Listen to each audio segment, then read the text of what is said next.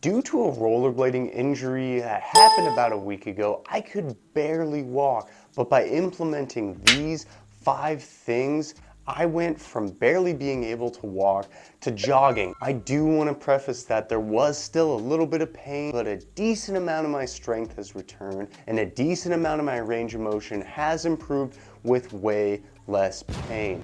When it comes to improving the way your body moves through any injury, ideally we're trying to get as much pain-free range of motion as possible. Now, although I did treat this myself, if you are concerned and it's not getting any better after a week, I would highly recommend visiting a doctor to get it checked out. Now, one of the first things you need to do if you sprain your ankle is to not panic. Anytime you injure an area, that injured area gets sent a lot of different signals from the brain that basically says pain. It sends these signals to the nerves, and then the nerves in that area will tighten the muscles, swelling will ensue, and it will just feel honestly awful. But here's the deal, just because there's pain in that area doesn't mean it's something that is actually really severe. Now, I'm not saying if you sprain your ankle, you should go run a marathon the next day, but you should realize that yes, there probably is a little bit of damage, but all in part,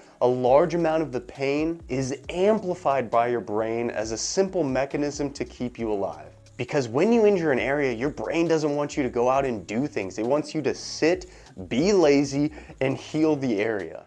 Now, we all know about icing an area after it gets injured. The RICE protocol constitutes doing rest, ice, compression, and elevation in hopes of reducing the swelling in the area and giving that area some time to actually heal itself. Now, when it comes to rest though, a lot of times people think, I am literally not gonna move this thing at all. And that might be one of the worst things that you can do. It will likely be a little painful, but with slow, improved movement over time through the next couple of weeks, your ankle will be feeling like brand new. In addition to that, I implemented multiple different types of compression with a few different types of ankle braces, and also wrapping my area really tightly with an ACE bandage when I was icing it. After the first 2 to 3 days, I would ice and elevate just like you're seeing in the picture 2 times a day. But a week later, I'm now doing it 1 time a day and sometimes not even at all. I still am wearing a light compression band around my ankle just to make me feel a little bit better and continue to reduce some of the swelling in that area. But when I'm doing my workouts, I actually go completely barefoot. And speaking about workouts, let's talk about some of the things that you can do from a physical therapy or exercise standpoint to rehab your ankle and supercharge the healing. Now make sure you stay tuned because the last tip might be one of the most important things in this video. Now when it comes to this, you're going to want to work through a tolerable amount of pain. Yes, I did say pain. It likely will not feel good. The first day after I injured my ankle, I could barely walk. I could barely push off this leg without pain. Now, I'm still experiencing a tiny bit, but my strength and pain when I walk normally now is basically not even there. And that all started by gently moving into the pain and, just like we talked about at the beginning, not catastrophizing it, not becoming fearful of it, and just realizing it's a signal. So the first exercise that you can do is actually what I call a heel elevated step down. So basically your heel is going to be up, and what that is doing is putting a large amount of force into your ankle, where you're basically just pushing straight up with your ankle. This will kind of mimic when you're going up or down a stair. And for me, when I first started this, my left ankle is the one that got hurt. I could literally not even hold myself up like doing that, right? I could barely even point my toe and do it. Now I can do on a very small step down, multiple repetitions, about 10, and it's pretty pain-free. Make sure you match it on the other side. Another thing to note is I'm gonna show you quite a few different exercises, but I would only pick maybe 2 to 3 to start. And when you're starting these, I would only do 1, maybe 2 sets for the first few days. And maybe the first few days you don't even do any. I did stuff right away because I'm comfortable and know my body well, but if you're not so comfortable with that, give it a couple days of maybe full actual rest before implementing these. So that's the first exercise. The next one is going to be a pull-off press hold on a balance pad. Balance pad will really make your ankle more unstable than it is on the ground, and you might think, isn't that a bad thing? Well, we want to, in a controlled manner, create a unstable surface because that forces your ankle and all the little muscles in your feet to work pretty darn hard. So how this is gonna work is you're gonna go on one foot, and I will say too, this is tough on your balance, so if you need to, you can hold on to something. I'm gonna try to do it without any balance today, but you're gonna put your one foot on. I would start with your injured one for all of these and then match reps on the strong foot, and then slowly push that band out in front of you. And do both ankles on both directions so you're getting equal torque and twisting. Once you're finished with that, get another band and tie it to a low post surface. And then this one is gonna have you put the band basically on the ball of your foot. And then for this one, you're going to very gently pull that band towards you, and you might not even be able to pull it all the way towards you without there being pain in that ankle. If all it is just pulling resistance into that band to start, you're probably going to get enough strain and stress through it. That's how it was for me. My first couple days, I could only just hold it here, but now I'm getting slowly into bringing that band a little bit closer and closer to me. Start with the light band too as well. I should mention all of these products I'm going to be using in the video will be linked down in the description. Now, once you've knocked that out, you can do some single leg squats on a balance pad. This is gonna have you putting a box behind you like so, and then you're going to very carefully, very gently go down and then push up through that leg. If there's pain in that, please don't move through it. Raise the box, hold on to something. This takes a large amount of balance and stability through your ankle and knee and hip. But when I first started doing this the first couple of days, I had a large amount of pain and honestly fear of my ankle. That was one of the main things. I was scared like, oh, what was gonna happen? Now I'm feeling a lot more comfortable going down and putting a little bit more force through that area. Next exercise on the list is doing some tibialis raises. You're going to get that balance pad, or no balance pad if you don't want to, and you're going to put your feet forward like this. You are going to push your toes down into the ground or balance pad as hard as you can, pointing them as much as possible without pain, tolerable pain, and then coming all the way up. Multiple repetitions. This is going to work the tendons, ligaments, and muscles on the front of your shins here, which are usually very weak in individuals.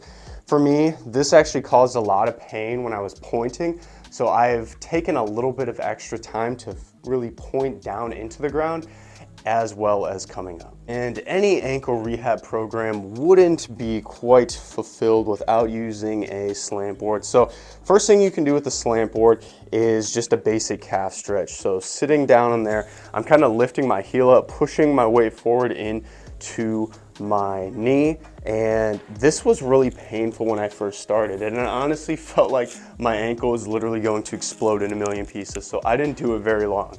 But after a couple days, the swelling went down a little bit. I was able to get to a point where I could come up on the balance pad now and hold a toe point, okay? That was a big turning point for me because I didn't have pain with that. What was an even bigger turning point was that I could now combine the movements after a few more days of those first few exercises to the point where I could then do a calf raise on the slant board with a stretch at the bottom, not a full point at the top, but as much and as close as I could get it. I started out doing 5 of those calf raises after I built up to it. 5 was my limit for the day, 1 set of 5. Now, about a week later, I'm doing 3 sets of 10. Very slow and controlled reps. I also like to implement the slant board holds where you are putting your foot up onto the board, and then how this is gonna work is basically you extend your leg and you just hold here. You notice there's a little bit of slant on your ankle, so it might not seem like a lot, but after you sprain your ankle, even doing something like this is going to put a decent amount of load through those tissues. So again, into it as much as you can. Do both sides on both directions so you get slants on different parts of your ankle. Again, we're just building resilience and strength through those kind of awkward ranges of motion. So I'd recommend getting a box for this one, and we're kind of moving into an ATG split squat elevated here, one of my favorite movements. And basically what you're gonna do is you're gonna try to work the ankle joint in a full range of motion, Again, you can hold on to something if you need to, but push your knee forward as far as you can. See how far you can get with that knee going forward without your heel coming up, okay? The second your heel comes up, that's your end range of motion. Your ankle might be so swollen that you can only get there before your heel comes up, right? For me, my first day, I could only get about here. Now I'm down to here, okay? It's feeling a lot better. Then after that, come back. You might need to take a step back and try to point. Yeah, this is still a little tender for me. And then point your toe into the ground. So you're trying to get as much plantar flexion by pointing your toe, curling your toes, working all those little muscles in your feet. Once you get from there, you can kind of push into the side of your ankle. You can push to the other side. You can kind of go in like a 360-degree angle. Now the fourth step to recovery is doing your normal activities of life without fear. One of the first things that I started to kind of toy with and play with after a few days of doing these exercises is going upstairs a little bit faster, okay? So a little bit more brisk than usual with a little bit more force through my foot. The first few days I was basically putting all my weight through my right leg, but now I'm to a point where I feel pretty comfortable to put about 70 to 80% of my weight into my left leg. Another thing that I did and noticed was that I was scared to turn really fast around corners because that kind of torquing motion in my ankle, that was one of the things that I started playing with in a controlled manner. I started very slow going around corners in my house. Now when I'm going out for walks again and going around corners in the neighborhood, I'm not really thinking that much about it. So think about the activities in your life that are causing you pain and be very conscious when you're about to go do them and think, I'm gonna try to do a little bit more today, and if it's still too painful for me to work, that's okay, we'll try again tomorrow. Now the last thing I did, and this is crucial, is to visualize yourself being pain-free. I meditate a lot because I like it, it brings inner peace, and it helps with my creativity and intuition. But another way that you can use it is to actually heal your body with your mind. So in my meditations, in particular this last week, I focused solely on the healing of ankle. And how I did this was visualizing myself doing all the activities that I normally like to do at full speed. So I imagine myself running and slamming my foot into the ground. I imagine myself doing like jumps and jumping on one leg and basically putting as much force as possible into the ground.